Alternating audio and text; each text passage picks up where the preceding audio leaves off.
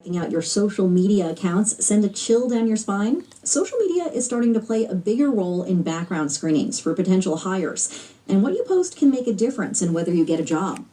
Joining me now is Charlotte Gartenberg, the host of the Wall Street Journal's As We Work podcast. Nice to have you here, Charlotte. Hey, Anne-Marie, what's up? So, Charlotte, your boss looking at your social media might be a scary concept, especially if you have questionable posts. And I know many of us have thought at some time or other, should we just delete our social media accounts?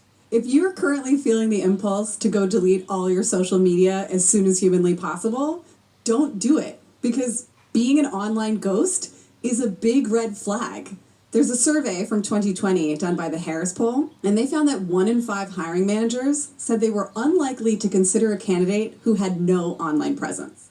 And that makes sense if you consider networks like LinkedIn, for example. So how can you make social media work in your favor to help your career? Yeah, isn't that crazy that even as not as a freelancer, not as an independent contractor, but as someone who's applying to big companies, it can actually help you. It can be a blessing. Your social media can paint you as an expert. You can paint your own image, how you want companies to see you.